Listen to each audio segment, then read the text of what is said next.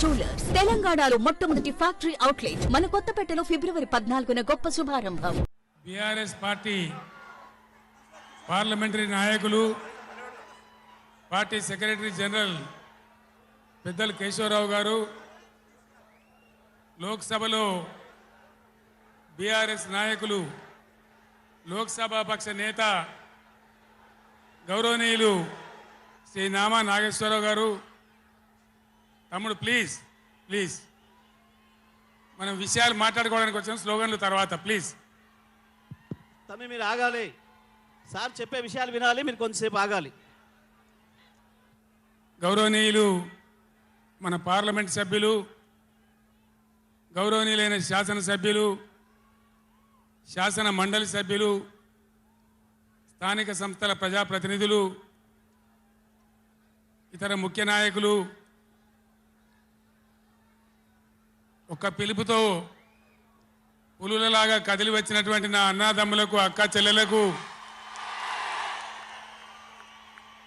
అందరికీ ఉద్యమాభివందనాలు.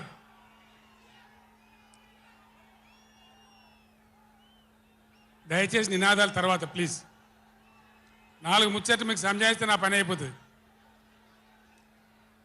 ఇవాళ వద్దురా బాబు అన్నీ మంచిగుంది, చాలా బాగుంది. ఈరోజు నల్గొండలో చెలో నల్గొండ ప్రోగ్రాం తీసుకున్నాం. కారణం ఏంది, ఎందుకు మనం ఈ సభ పెట్టాల్సి వచ్చింది? నా కాలు ఇరిగిపోయినా కుంటి నడకతోనో కట్టెబట్టుకోనో ఇంత ఆయాసంతో నేను ఎందుకు రావాల్సి వచ్చింది? ఈ విషయం దయచేసి హరీశ్వర్ లాగడా ఆగరాదా? రాజేశ్వర రెడ్డి చెప్పచ్చు కదా ఒకసారి, వాళ్ళకి ఏంది అది సౌండ్ కింద చేస్తున్నాడు.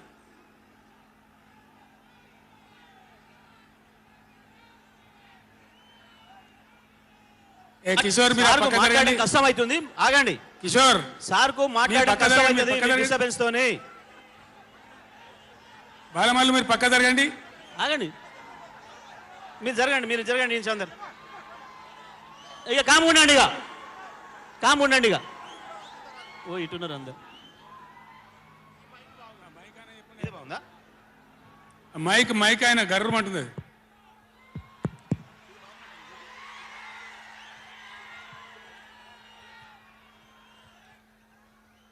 ఇవాళ ఈ చెలో నల్గొండ కార్యక్రమం మనం ఎందుకు తీసుకోవాల్సి వచ్చింది? కొందరికి ఏమో ఇది రాజకీయం.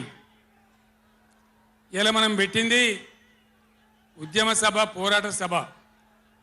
ఇది రాజకీయ సభ కానే కాదు. కృష్ణా నదిలో మన జలాలు అనేది, కృష్ణా నీళ్ళ మీద మన హక్కు అనేది మనందరి బతుకులకు జీవన మరణ సమస్య, సావో రేవో తేల్చే సమస్య. ఈ మాట తెలంగాణలో పక్షిలాగా తిరుక్కుంటా నేను చెప్పబట్టి, ఎవడా మైక్, అది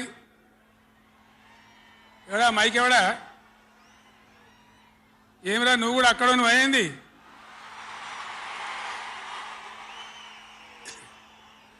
రాజేశ్వర రెడ్డి చూడొచ్చు కదా, మనం ఏం చేయకమని అంతే దాలిగా. బాగానే ఉందా, ఏం చేయకమను.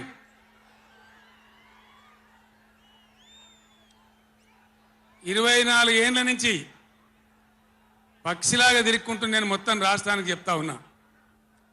ఇటు కృష్ణ కావచ్చు, అటు గోదావరి కావచ్చు, నీళ్లు లేకపోతే మనకు బతుకు లేదు.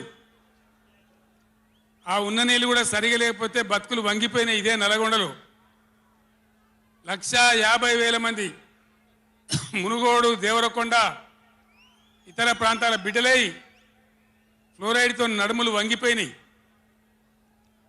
చివరికి ఈ జిల్లాలో ఉద్యమకారులందరూ కలిసి ఆ ఫ్లోరైడ్ ఎఫెక్ట్ అనే బిడ్డలను తీసుకుపోయి ప్రధానమంత్రి టేబుల్ మీద పండబెట్టి, అయ్యా మా బతికిదంటే కూడా ఎవడు పట్టించుకునే వాళ్ళు లేడు. ఆనాడు పార్టీలు లేవా, ఎమ్మెల్యేలు లేరా, మంత్రులు లేరా, ఎవడు పట్టించుకోలే. నల్లగొండలో బీఆర్ఎస్ ప్రభుత్వం వచ్చిన తర్వాత జీరో ఫ్లోరైడ్ నల్లగొండ ఫ్లోరైడ్ రహితంగా చేసిందే బీఆర్ఎస్ గవర్నమెంట్, బీఆర్ఎస్ పార్టీ. అక్కడ ప్రజలు నడితే చెప్తున్నారు ఇలా. ఇంతకుముందు మాకు కాళ్ళు గుంజుతుండే, పెద్ద ఇబ్బంది అవుతుండే, నడుములు గుంజుతుండే, భగీరథ నీళ్ళు వచ్చిన కాడి నుంచి ఆ బాధలు పోయినాయని చెప్తున్నారు. ఎవరిని అడిగినా కూడా చెప్తున్నారు. ఏనాడు ఏ నాయకుడు పట్టించుకోలే. ఇప్పుడు జరుగుతున్నది ఏంది? ఈ సభ పెట్టింది కొంతమంది సన్నాసులు తెలివిలేక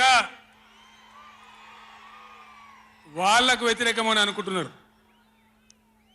నేను ఒక్కటే మాటలో జరగవలసింది చెప్తా.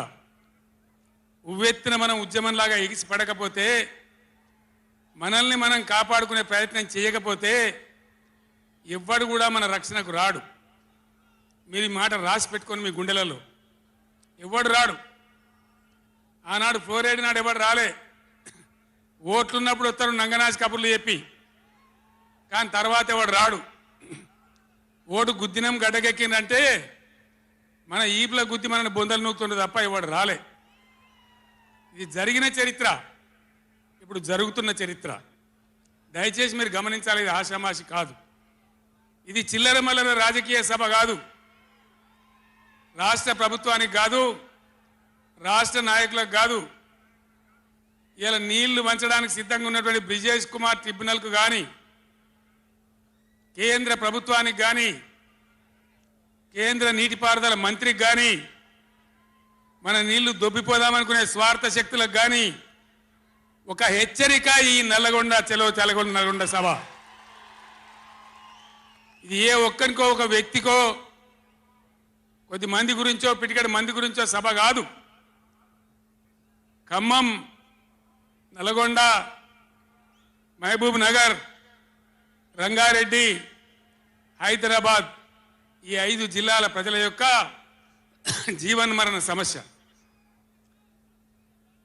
జరుగుతున్నది చూసిన తర్వాత చాలా బాధపడ్డాం.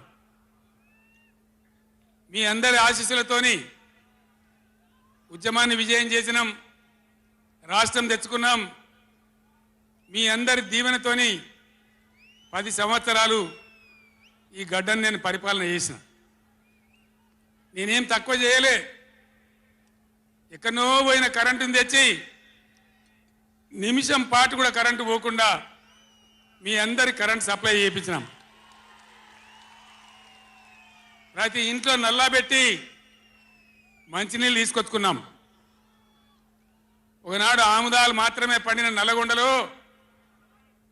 బత్తాయి తోడలతో బతికిన నల్లగొండలో లక్షల లక్షల టన్నుల వడ్లు పండించేటువంటి పరిస్థితులు తెచ్చుకున్నాం. అంతకుముందు లేని నీళ్లు యాడికెళ్ళి వచ్చినాయి, ఎట్లా వచ్చినాయి అంటే దమ్ము కావాలి, చేసే ఆరాటం ఉండాలి. ఇది నా ప్రాంతం, నా గడ్డ, నా ప్రజలు అనే ఆరాటం ఉంటే ఎట్లన్నా చేసి సాధించుకొని రావచ్చు. కృష్ణా జలాల కథ మీకు ఒక 4 నిమిషాలు చెప్తా. దయచేసి మీరు సైలెంట్గా ఉంటే మీకు అర్థమవుతుంది. ఇలా ఏమి ఏరా పేరు లేదు. ఆనాడు కొట్లాడినాం, రాష్ట్రం కోసం కొట్లాడినాం. ఆ రోజు జలసాధన ఉద్యమంలో మండలానికి ఒక బ్రిగేడియర్ వచ్చి నెల 15 రోజులు తిరిగి ప్రజలను చైతన్యం చేసినాం. ఆ రోజు నేనే రాసిన పాట, పక్కన కృష్ణమ్మ ఉన్న ఫలితమేమీ లేకపాయే అని ఏడ్చినాం ఆ రోజు. ఈరోజు గోదావరి కృష్ణ కలిపి బ్రహ్మాండంగా నీళ్లు తెచ్చుకునే ప్రయత్నాలు చేసుకుంటా ఉన్నాం. దగ్గర పడ్డాయి. భువనగిరి దగ్గర బస్వాపురం ప్రాజెక్ట్ కంప్లీట్ అయింది. డిండి ప్రాజెక్ట్ కంప్లీట్ కాబోతా ఉంది. పాలమూరు ఎత్తిపోతల కోసం నోళ్లు తెరుచుకొని చూస్తూ ఉన్నారు దేవరకొండ, మునుగోడు వగైరా ప్రాంతాల ప్రజలు. పైన పాలమూరు ఎత్తిపోతలు అయితే పాలమూరుతో పాటు రంగారెడ్డి, వికారాబాద్ జిల్లాల ప్రజలు చూస్తూ ఉన్నారు మాకు ఎప్పుడు వస్తే నీళ్ళని. 80% పనులు పూర్తయినాయి. ఎవ్వరు సహకరించకున్నా ఇదే కాంగ్రెస్ మరియు ఇతర పార్టీల నాయకులు 100 కొద్ది కేసులు వేసినా ఈ 10 ఏళ్ళు పంటి బిగున్న ఒంటి బిగున్న కొట్లాడుతూ అటు కేంద్రంతో కొట్లాడుతూ ముందుకు తీసుకొని పోయినాం. ఆనాడున్న కాంగ్రెస్ గవర్నమెంటు, తెలంగాణ ఇచ్చిన కాంగ్రెస్ గవర్నమెంటు ఆ రోజు ఒక్క ఏడాది కోసం తాత్కాలికంగా సర్దుబాటు చేసుకోండి, ఆ తర్వాత ఎవల వాట వాళ్ళకు వస్తుందని చెప్పింది. ఆనాడుగా బిల్లు పాస్ కావాలి, తెలంగాణ రావాలి, ఇది ఒక ఆటంకం కాకూడదని సరే కానివ్వండి తర్వాత చూసుకుందామని చెప్పినాం. ఆ తర్వాత ఢిల్లీలో పోయి మోడీ ప్రభుత్వం వచ్చింది. వాళ్ళను ఎన్ని వందల ఉత్తరాలు రాసినాం. అయ్యా మేము మునిగిందే నీళ్ళల్లో నాశనం అయిపోయినా, మా బతుకులు ఆగమైపోయినాయి, వెంటనే నీళ్ళ పంపిణీ చేయండి, ట్రిబ్యునల్కి వేయండి అని అడిగినాం. వేయలే. వేయకపోతే సుప్రీంకోర్టుకు పోయినాం, సుప్రీంకోర్టుకు పోయి తగాదా పెట్టినాం. ఆ తర్వాత కూడా వేయలే. తర్వాత ఒక రోజు మళ్ళీ మీటింగ్ జరిగితే నేను గట్టిగా నిలదీస్తే మీరు కేసు బంద్ చేయండి, మేము ట్రిబ్యునల్కి ఇస్తామని చెప్పినారు. సరే మంచి మాట ఇచ్చేటోళ్ళు వాళ్ళు కాబట్టి, కేంద్ర ప్రభుత్వం కాబట్టి కేసు విత్డ్రా చేసుకున్నాం. ఆ తదనంతరం ఇయ్యలే ట్రిబ్యునల్ తొందరగా 100 ఉత్తరాలు రాసిన నేను. ఇగో నా పక్కనే కూర్చున్నారు కేశవరావు గారు, నామా నాగేశ్వరరావు గారు, స్టేజ్ మీద మన పార్లమెంట్ మెంబర్లు అందరు ఉన్నారు, మన ఎంపీలు అందరు ఉన్నారు. లోక్సభను స్తంభింపజేసినాం. మా ఎంపీ రంజిత్ రెడ్డి, ప్రభాకర్ రెడ్డి కూడా అప్పుడు ఎంపీగా ఉండే. నేను చెప్పిన మీరు ఏమైనా మంచిదే కొట్టాడునని చెప్తే ఒక వారం రోజులు లోక్సభ జరగనీయలే. అట్లా కొట్లాడినాం. ఆ ఒత్తిడికి తల ఒగ్గి మొన్న ఎలక్షన్లకు 4-5 నెలల ముందు ట్రిబ్యునల్కి వేసినారు. ఇప్పుడు జరగవలసింది ఏంది?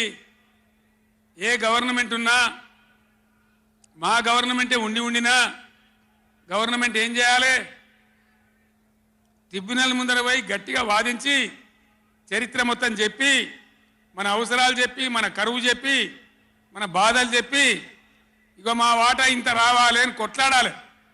అది మొగోడు చేయాల్సిన పని, ప్రజల మీద ప్రేమ ఉన్నోడు చేయాల్సిన పని. మీకేం కోపం వచ్చిందో, ఏం భ్రమల పడ్డారో,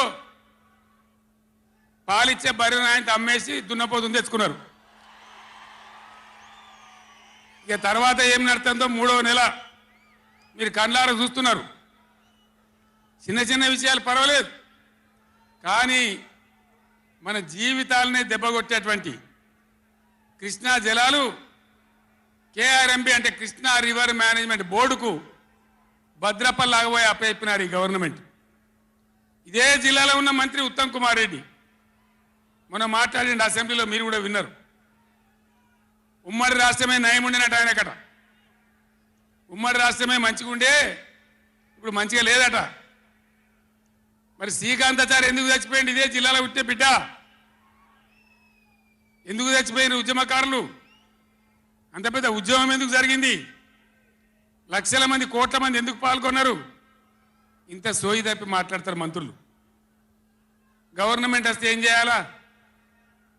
పోయిన భద్రపల్లెక సంతకం పెట్టిండ్రు, దాని మెమోరాండం దొరికింది. నీళ్ల మంత్రిగా పనిచేసిండు కాబట్టి, అనుభవం ఉంది కాబట్టి, నష్టం ఎంత వస్తుందో తెలుసు కాబట్టి వెంటనే హరీష్ రావు గర్జించిండు. గర్జిస్తే ఒక 4-5 రోజులు నాటకాలు ఆడిండు, అబద్ధాలు మాట్లాడిండు. నిలబెట్టి మన గట్టిగా అసెంబ్లీలో అడిగితే, అసెంబ్లీ బడ్జెట్ జరుగుతుంది, మీరు చూసిండ్రు. బడ్జెట్ జరుగుతుంటే ఏమవుతుంది? బడ్జెట్ అతి ముఖ్యమైన విషయం. ఎప్పుడు కూడా చరిత్రలో దాన్ని పక్కకు పెట్టి వేరే అంశాలు తీసుకోరు. కానీ అగమేఘాల మీద ఇది జరుగుతుంటే, ఆ రగడ జరుగుతుంటే, బిడ్డ మీ సంగతి బదాలను నిలబెడతా, మిమ్మలను ప్రజల ముందే తెలుసుకుంటాం అని నల్లగొండ, చెలో నల్లగొండ నేను పిలిపించిన. ఎందుకంటే నాకు చేతనైనా కాకపోయినా నా కట్టె కాలే వరకు తెలంగాణకు అన్యాయం జరిగితే చివరి శ్వాస దాకా కూడా పులిలాగా లేచి కొట్లాడతా తప్ప పిల్లిలాగా ఉండను. ఎట్టి పరిస్థితులలో 600 అయినా ఏ విషయంలో కూడా తెలంగాణకు అన్యాయం జరగనివ్వను. కొట్లాడదాం. చెలో నల్గొండ ఇయ్యంగానే పిక్క పిక్క సచ్చుడు. ఇజ్జత్ మానం పోతుంది రాబాయి. కేసీఆర్ బొబ్బ పెడితే ఏం చేస్తామంటే ఏం చేస్తామని చేతులు విసుకొని కాళ్ళు విసుకొని అర్జెంటుగా బడ్జెట్ పక్కకు పెట్టి శాసనసభలో తీర్మానం పెట్టింది. ఆ తీర్మానం కూడా చక్కగా లేదు. వాళ్ళ తెలివి సల్లారా. సాగునీళ్ళు తాగునీళ్ళు అని పెట్టినరు. కరెంటు ఉత్పత్తి పెట్టలేదు మళ్ళీ దానిలో. ఆ తీర్మానంలో కూడా అంత తెలివి తక్కువ తీర్మానం. అది పెట్టి ఇక మామ అనిపించుకున్నారు. అయిపోయింది కదా. ఒక రైతుకు పంట పండిందట. వడ్ల రాసి అయింది. ఎందుకంటే రాసి ఎవడు ఎత్తుకపోకుండా పొత్తు పోసేది. పొత్తులు ఆ బూడిదో శుద్ధో ఏదో పోసేది. పక్క రైతుని పిలిచి పొరుగు రైతు పొత్తు వైరాబాయ్ అంటే ఉంటే నాకేంది పోతే నాకేంది పులిగోవాలి కానీ పొత్తు పోసిందట. వీళ్ళది ఏం పోతుంది? వాళ్ళకు కావాలి పదవులు, వాళ్ళకు కావాలి పైరవీలు, వాళ్ళకు కావాలి డబ్బులు తప్ప ప్రజల హక్కుల గురించి లేదు. నాడు లేదు, నేడు లేదు. దయచేసి నేను మీ అందరినీ కోరేది ఒకటే, అన్ని సందర్భాల్లో పోరాటమే ఉండదు. అవసరమైనప్పుడు పోరాడాలి. పోరాటానికి సిద్ధంగా ఉండాలి. అవసరమైతే సద్దులు కట్టుకొని రావాలి. మనం పిడికిలి బిగించాలి. అప్పుడే మన హక్కులు కాపాడుకోగలుగుతాం. అటు కేంద్రాన్ని కానీ అధికారులను కానీ కృష్ణా ట్రిబ్యునల్ కానీ రాష్ట్ర ప్రభుత్వం కూడా భద్రప పనిచేయకుండా అప్రమత్తంగా ఉంచేటట్టు కానీ నడవాలంటే మనం ఎప్పటికప్పుడు జాగ్రత్తగా పులుల్లాగా కొట్లాడాలి. ఈ మాట చెప్పడానికి నేను ఇంత దూరం వచ్చిన, మిమ్మల్ని అందరినీ సమీకరించిన. ఇప్పుడు గవర్నమెంట్ వచ్చింది. గవర్నమెంట్ వచ్చిన కాడి నుంచి మీరు చూస్తాను, ఎవడన్నా కొత్త గవర్నమెంట్ వస్తే ఏం చేయాలి? పోయిన గవర్నమెంట్ కంటే 4 మంచి పనులు చేస్తాం, ప్రజలు అవదనిపించుకుంటామనే మాట ఉండాలి, ఆరాటం ఉండాలి. ఒక్కటన్నా మంచి మాట ఉన్నదా? ఒక్కటన్నా? పొద్దున్న లేస్తే సొల్లుపోయాను కేసీఆర్ని తిట్టాలి. కేసీఆర్ని తిడితే మీరు పెద్దోళ్ళు అవుతారా? లేనిపోని బదనాములు పెట్టి కేసీఆర్ మీద బదనాం పెడితే మీరు పెద్దోళ్ళు అవుతారా? ప్రజల హక్కులు గాలికి వదిలేసి ఏ విధంగా అసెంబ్లీలో మాట్లాడుతున్నారో, ఎటువంటి దుర్భాష మాట్లాడుతున్నారో, ఎంత దుర్మార్గమైన పద్ధతిలో మాట్లాడుతున్నారో టీవీలో సాక్షిగా మీరు అందరు చూస్తూ ఉన్నారు. నేను మీ అందరిని కోరేది ఒకటే, ఎవరికి అధికారం శాశ్వతం కాదు, కానీ తెలంగాణ ప్రజల హక్కులు శాశ్వతం, మన వాటా శాశ్వతం, మన బతుకులు నిజం, మన పిల్లల భవిష్యత్తు నిజం. దానికోసం అధికారం ఉన్నా లేకున్నా తెలంగాణ ప్రజల పక్షాన కొట్టాడి రాష్ట్రం తెచ్చిన వాళ్ళం కాబట్టి బీఆర్ఎస్ సైనికులు కూడా దయచేసి అప్రమత్తంగా ఉండాలి. మన పోరాటం కొనసాగుతూనే ఉండాలి. ఆ విధంగా మనం ముందుకు పోవాలి. నాకు కొన్ని విషయాలు అర్థమైతలేవు. ఈ మైకోనికి మళ్ళీ ఏం పుట్టిందా? ఏం చేయకమని వాడిని ఉన్నది నడుచుమని. మేము కరెంటు తెచ్చినాం ఆ రోజు. అంతకుముందు రాత్రి కరెంటు, పొద్దు కరెంటు ఆగమాగం ఉండే. గవర్నమెంట్ వచ్చిన తర్వాత, టీఆర్ఎస్ గవర్నమెంట్ వచ్చిన తర్వాత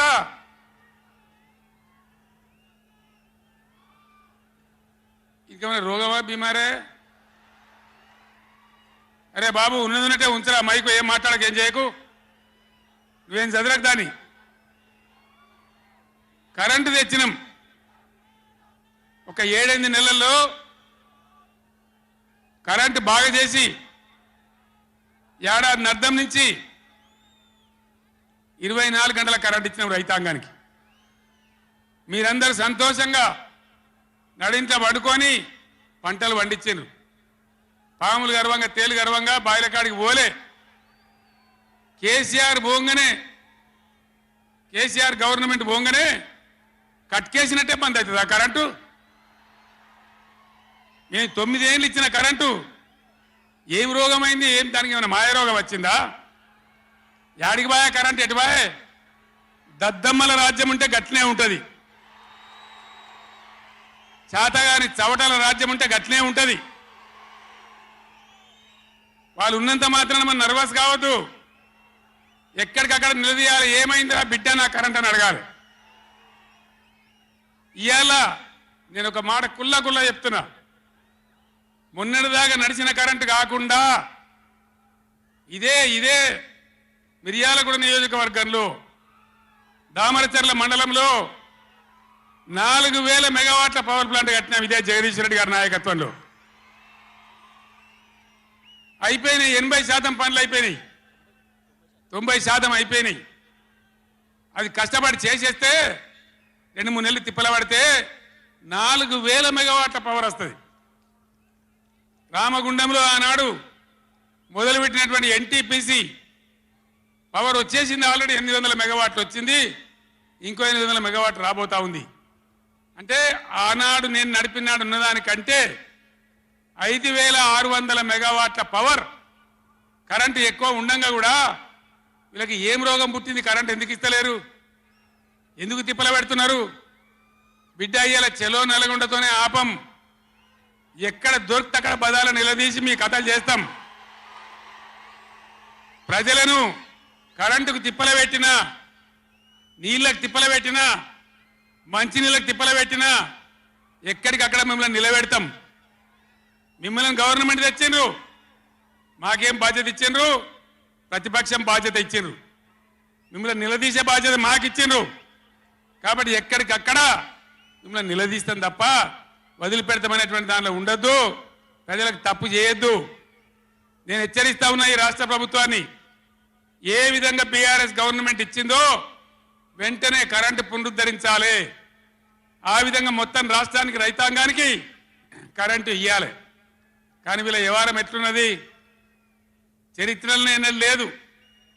అసెంబ్లీలో తెచ్చి జనరేటర్ పెట్టి వీళ్ళ తెలివికి అసెంబ్లీలోనే మొన్న మనోళ్ళు మీటింగ్లు తిరుగుతుంటే ఒక మీటింగ్ మాట్లాడుతుంటే 7 మాటలు పోతుంది కరెంటు. నల్గొండలో జగదీష్ రెడ్డి మాట్లాడుతుంటే 7 సార్లు పోతుంది కరెంటు. ఏం మాయ రోగం వచ్చింది? మీకు తెలివి లేక, నడపరాక, చాతగాక ఇలా మంది మీద బదనాం పెట్టి బతుకుతాం అనుకుంటున్నారా? అట్లా కాదు బిడ్డ, జాగ్రత్త. బతకనీయం, ఎంబడబడతాం, వేటాడతాం.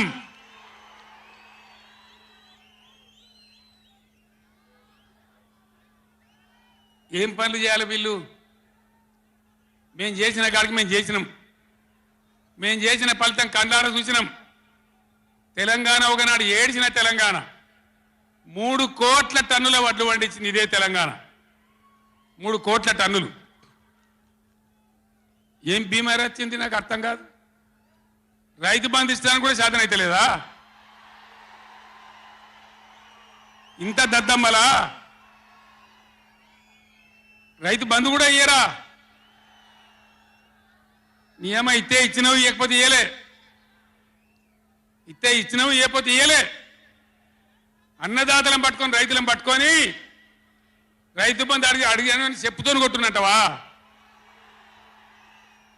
ఎన్ని గుండెలురా మీకు? ఎట్లా మాట్లాడతారు? కండకావరమా? కన్ను నెత్తికొచ్చినాయా? ప్రజలని నానేది అట్లా. ఒక్క మాట చెప్తున్న, జాగ్రత్త. నోడు దురిసి మాట్లాడటోలారా, చెప్పులు పంటలు పండించే రైతులకు కూడా ఉంటాయి.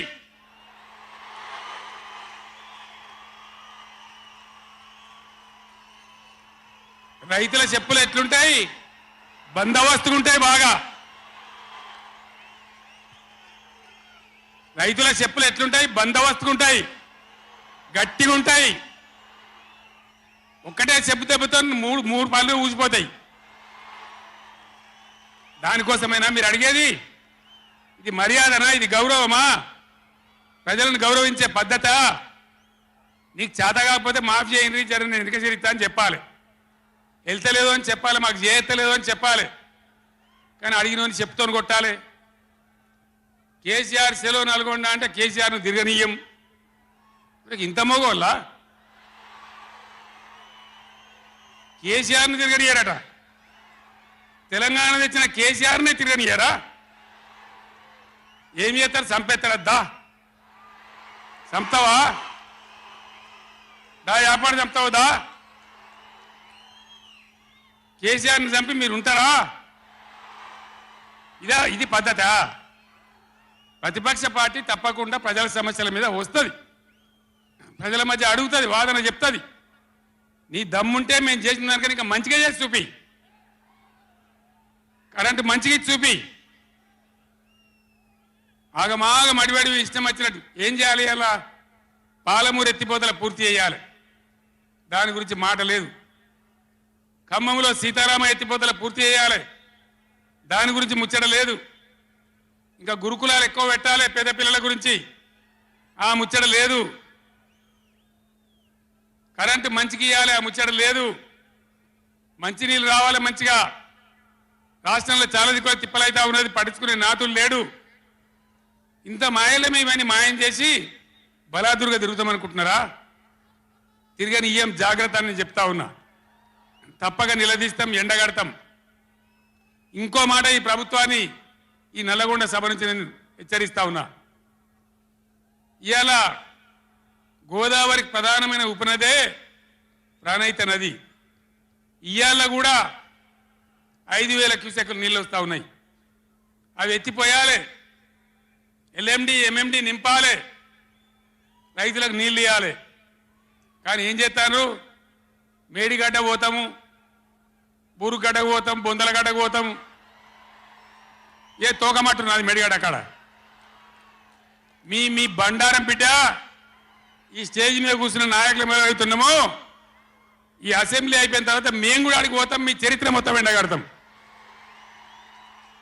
ఓ లంగ చేత పెట్టి పోయిన ప్రభుత్వాన్ని బదనాం చేయాలి, బట్టగాల్చి మీదేయాలని మేము మేడిగడ్డ పోతాం. ఏం బిక్తాం మేడిగడ్డ కాడ పోయి? ఎందుకు పోతున్నావు మేడిగడ్డకు? దమ్ముంటే నీళ్ళు ఎత్తిపోయి, నీళ్ళున్నాయి, కాపర్ డ్యామ్ పెట్టి కూడా నీళ్ళు ఎత్తిపోయచ్చు. రైతుల ఈ కేసీఆర్ని బదనాం చేయాలని ఒక దుష్టబుద్ధి పెట్టుకొని రైతుల పొలాలను కొడతారా? ఇలా బంధు పెట్టిన మైబాద్కు నీళ్ళు వస్తలేవు, డోర్నగర్కు నీళ్ళు వస్తలేవు, సూర్యాపేటకు తుంగతుర్తికి మునిపొచ్చిన నీళ్ళు వస్తలేవు, తగ్గిపోతున్నాయి. ఇదా మీ రాజకీయం? మీ చిల్లర రాజకీయం. మేడిగడ్డ కాడైనా ఉంటే అందులో 250 పిల్లర్లు ఉంటాయి, 250 300 ఉంటాయి. కాళేశ్వరం ప్రాజెక్ట్ అంటే ఒక ఆట బొమ్మ కాదు.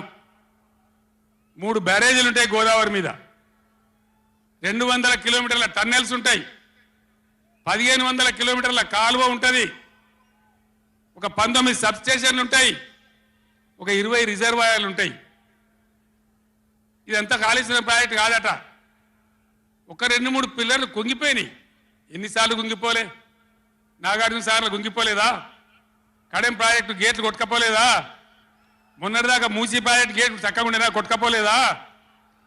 ఏదైనా పోతే సదరాలు దాన్ని మంచిగా చేయాలి, తొందరగా మంచిగా చేసి రైతులకు నీళ్ళు ఇవ్వాలి. కానీ మేము మేడిగడ్డకు పోతాం, బొందలగడ్డకు పోతాం.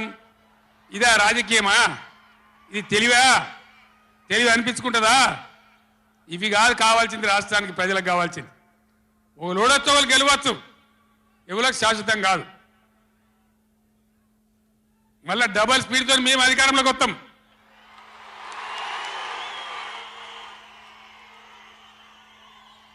అప్పుడు మేం గిట్లే మాట్లాడన్నా, ఈ పద్ధతి అనుసరించానా? మిగిలితారా మీరు నశంలకు కూడా? ఈ అహంకారంతో, దుర్మార్గమైన విధానంతో నదుల నీళ్ళ మీద నీకు అవగాహన లేదు. నన్ను అడగనట్టు నేను చెప్పు కదా, అడిగే సంస్కారం ఉంటుందా? తెలివి ఉంటుందా? అన్నా ఏం దగ్గర ఇట్లా అంటాను, కేఆర్ఎంకి అప్పచెప్పమంటాను, ఏం చేయాలి? ఈ పొన్నాల లక్ష్మయ్య గారు ఉన్నాడు, హరీష్ రావు ఉన్నాడు, నేనున్నా, కడియం సిఆర్ ఉన్నాడు, నీళ్ళ మీద పనిచేసిన వాళ్ళు ఉన్నారు. ఎవరిని అడిగినా చెప్తుంటాం కదా. మీకు తెలివి లేకపోతే అప్పచెప్పుడు, ఆగమవుడు, బడ్జెట్ ఆపి తీర్మానం పెట్టుడు. నేను ఒక్కటే మాట మీతో చెప్తున్నా, దయచేసి.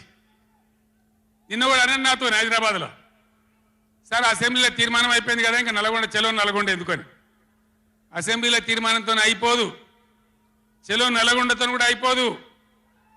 దయచేసి ఎప్పటికప్పుడు కృష్ణా నదిలో బ్రిజేష్ ట్రిబ్యునల్లో మన వాటా తేలే వరకు, న్యాయమైన వాటా తేలే వరకు మన నీళ్ళ హక్కులు మనకు దక్కే వరకు ప్రతి సందర్భంలో ఈ 5 జిల్లాల ప్రజలు, కృష్ణా పరివాహక ప్రాంతంలో ఉన్న 5 జిల్లాల ప్రజలు ఎప్పటికప్పుడు మనం పోరాడడానికి సిద్ధంగా ఉండాలి.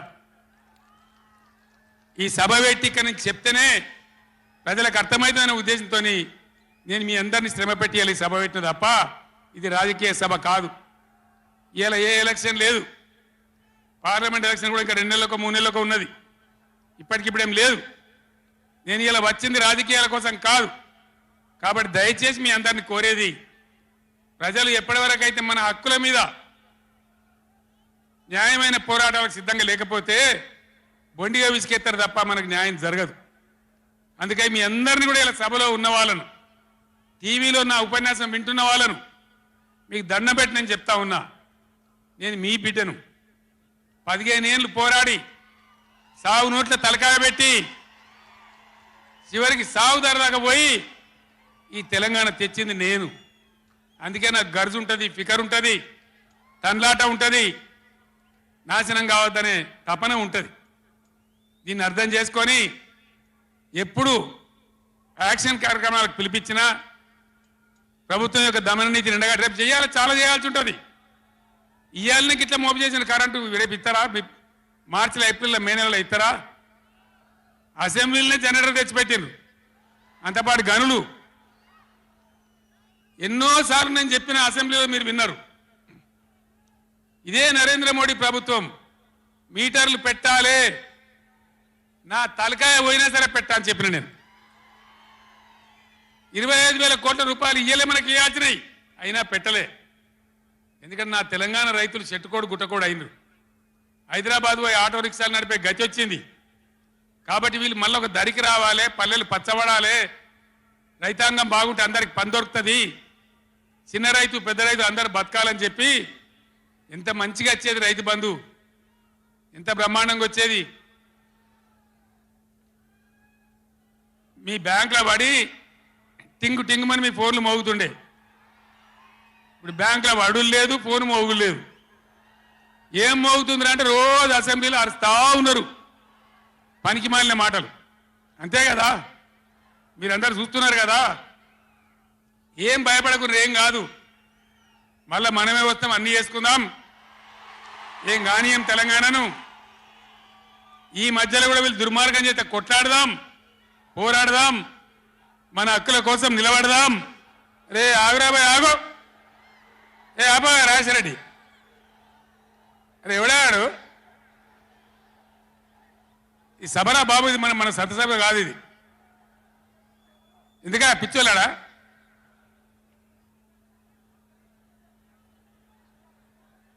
నేను మీ అందరికి ఒకటే మాట చెప్తా ఉన్నా,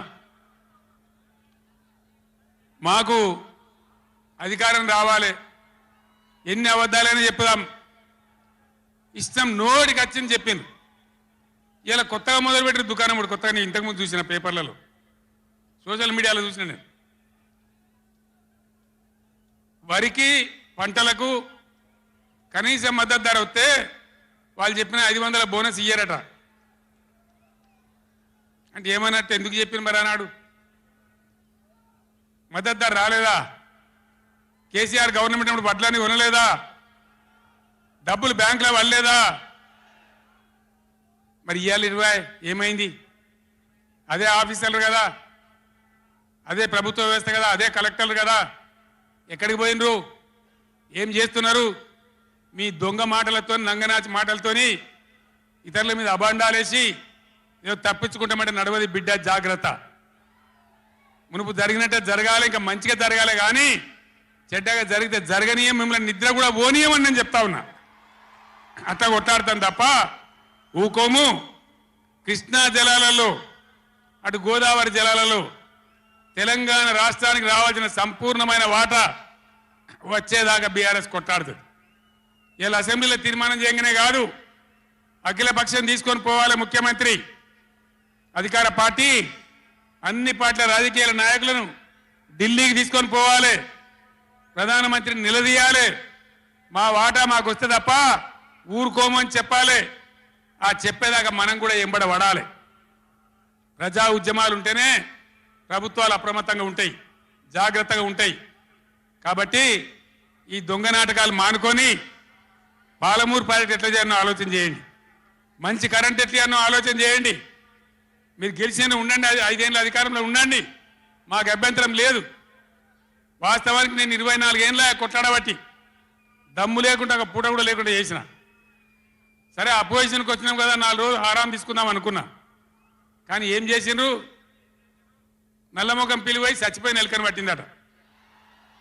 గవర్నమెంట్కి వచ్చుడే కృష్ణా నీళ్ళని ఉంచబోయి కేఆర్ఎంబీకి అప్పచెప్పారు. కట్ట మీద మొత్తం రిజర్వ్ పోలీసులు ఉన్నారు. ఇప్పుడు మంచినీళ్ళకు కూడా సిప్పబట్టి అడుకోవాలి. శ్రీశైలంలో కట్కాన్ చేసి కరెంటు ఉత్పత్తి చేయాలంటే వాడిని అడుకోవాలి సిప్పబట్టుకొని.